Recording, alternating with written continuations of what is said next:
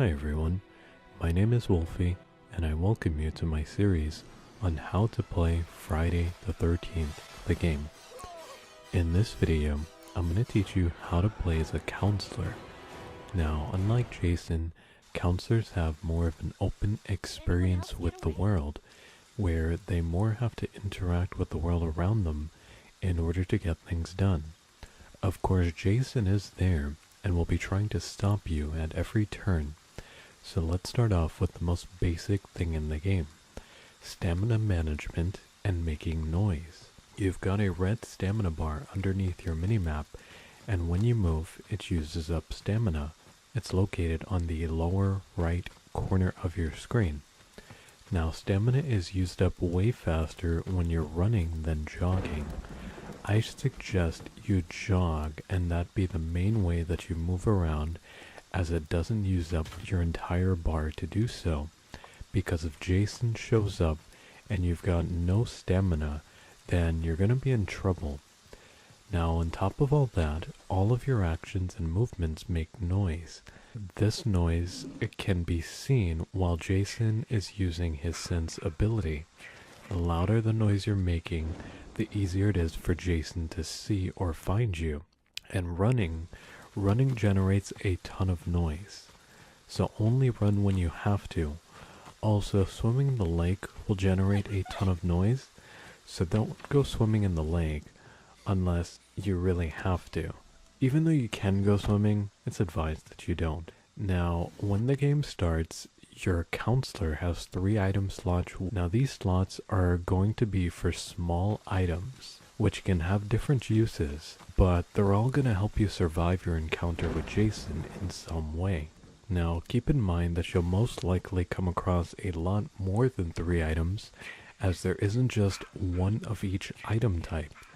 So you're going to have to pick and choose which 3 items you want to hold on to. You can find items inside drawers, laying around inside houses and buildings, by campfires, and sometimes at certain points by where the lake meets the shore. Also, if a counselor escapes with items, normally the game will put them back inside as they'll wash up on the shore somewhere. Now, the current small items are as followed. There's the health spray, which you can use to heal yourself or a teammate; the pocket knife, which is a guaranteed escape from Jason's hold, or it can be used to disable one of Jason's traps; firecrackers, which you can use to briefly stun or distract Jason. Then there are objective items, such as the fuse and car keys, which take up a slot. There are also large objective items, but we'll get to that in just a bit here. Now, on top of the items that use up your item slots, you can also pick up a walkie-talkie and a map. These take up no space. What the walkie-talkie does is it increases your voice range so that you can communicate with players on the other side of the map using voice chat. But they must have found a walkie-talkie too in order for you to hear and communicate with them. Otherwise, the voice chat simply works in proximity or when players are close by you. But be careful, as Jason can hear you also if he's nearby. Now, the map shows you the location of general items such as houses, buildings, your teammates, campfires, and vehicles such as the boat and the car. Also, if a teammate finds an objective item such as the car keys, a battery, gasoline, or the propeller, and then picks it up and drops it, it then becomes visible on the map for all counselors. Now, on top of all those items, you can carry one large item which your character holds on to. Now, this can either be a weapon or a large objective item, with the large objective items being certain things you need in order to start the vehicles, that being gasoline, a battery, and the propeller. With me so far? So, quick recap: 3 small item slots plus the map and walkie-talkie. Then there's the large item you can carry in your hands, which can be either a weapon or an objective item. Now, weapons can be used against Jason. Using a weapon on Jason will stun him for a certain amount of time, as well as do a certain amount of damage, which depends on the weapon itself. Here's a quick look at all of the weapons currently available in the game. Also, a major thing to note is that objective items usually spawn near what they need to be used for. So the fuse, for instance, will spawn near the phone, the battery and keys somewhere near the car, and the propeller somewhere near the boat. So now that we've covered all that, let's move on to actual objectives. These are things which can help you escape or greatly increase your chances of surviving against Jason. There are two different escape objectives. First one being vehicles. How it works is there can be vehicle spawns on the map which you'll be able to use if you can repair them. You can possibly have a car which will either have 2 or 4 seats and or a boat. Now it's random and sometimes it will spawn 1 car, 2 cars, or 1 car and a boat. Now for you to get these vehicles to work, for the car you're going to need keys, gasoline, and a battery. For the boat you're going to need gasoline and a propeller. Once you find each of these items, you can repair the vehicle, which will take you through a minigame. But be careful not to mess up, as Jason gets a notification if you do. Once you've finished repairing a vehicle, you can then try to escape using it. But be careful because Jason can still stop you. Now for the other escape objective, you have a phone line which will allow you to call the police. Now each map has 1 phone line and a fuse box, which you're going to have to find by wandering around. In order to use the phone, you're going to have to repair the fuse box with the missing fuse, which can spawn throughout the map. Once you fix the fuse box, all you need to do is make the call, and the police will arrive at one of the exits after 5 minutes, and you'll be able to escape. Now another objective you can do, which will greatly increase your chances of survival against Jason, is finding and using the CB radio. The CB radio will allow you to call in Tommy Jarvis.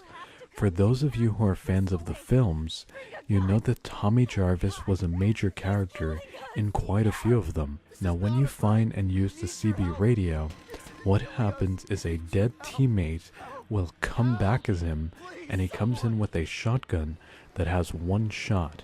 Now having a teammate back as Tommy Jarvis or being him yourself greatly increases your chances of surviving because he's basically the strongest character in the game. And I don't mean just strength-wise, across the board as in all of his stats, so it can definitely help to have him around.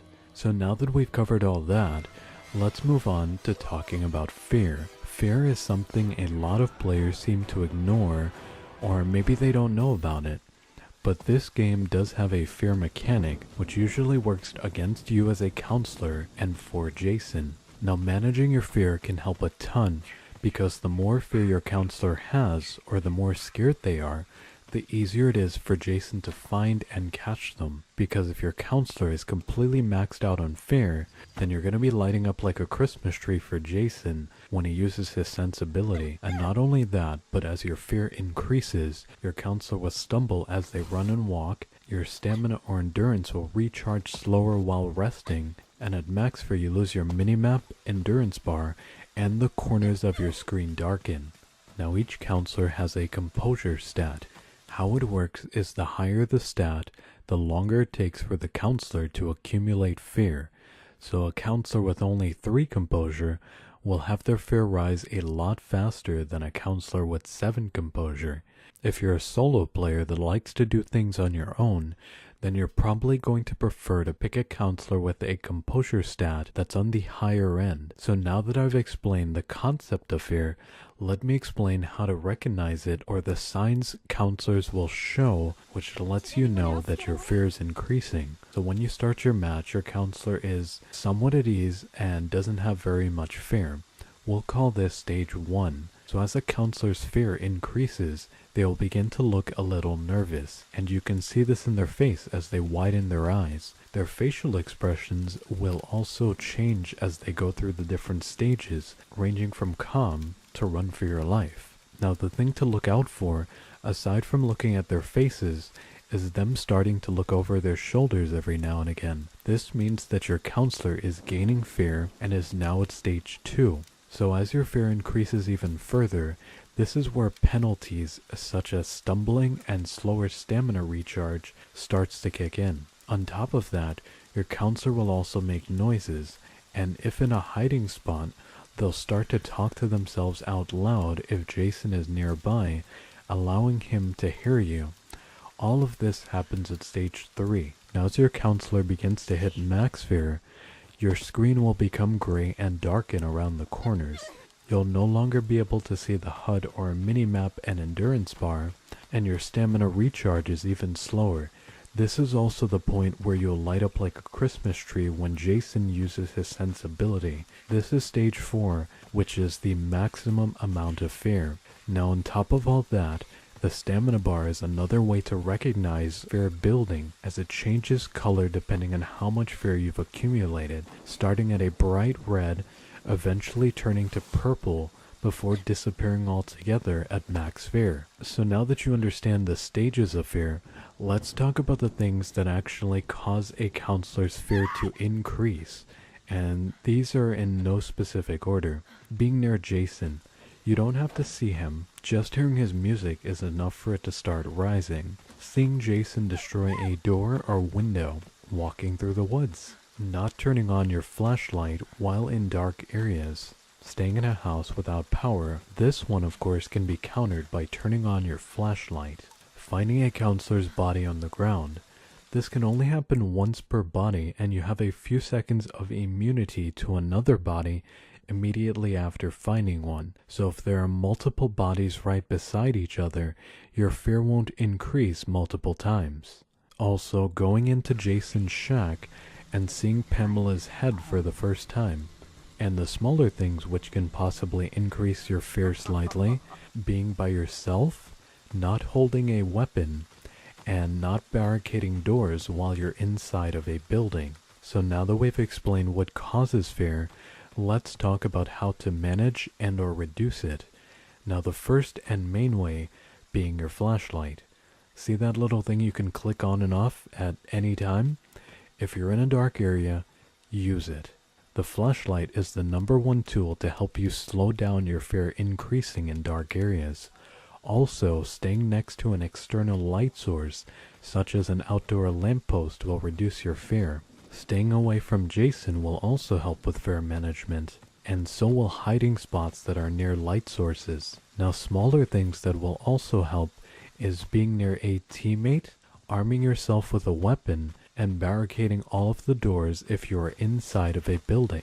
Now when your fear is maxed out, certain things won't help reduce it, such as being in a hiding spot or having your flashlight on. The best way to reduce your fear at this point is to stand near a campfire or fireplace. Also note that being near a campfire or fireplace is the quickest way to reduce your fear overall. Now some tips when it comes to managing fear.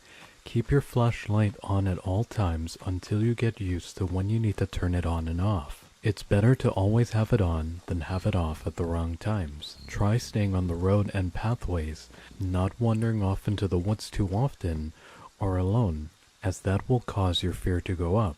Now since Jason can knock out the power, if you ever see a damaged power box, then try to repair it, as it will turn the lights back on for that section of the map. It's always worth repairing a damaged power box. Also, you can equip the Nerves of Steel perk to prevent your minimap from disappearing at max fear if you choose. Now while staying with other counselors helps a lot in managing fear, it also generates more noise, so Jason will have an easier time finding you if you're in a group. Also, I'm on the fence about barricading doors at the beginning of the match, because it will basically let Jason know you're inside of that building if he's close by, since none of the other doors will have been barricaded yet. So the choice for that one, well, that's up in the air. Alright, that pretty much covers it for how to play as a counselor. Be sure to like and subscribe if this video helped you out. I'm Wolfie, and I'll see you next time. Happy camping!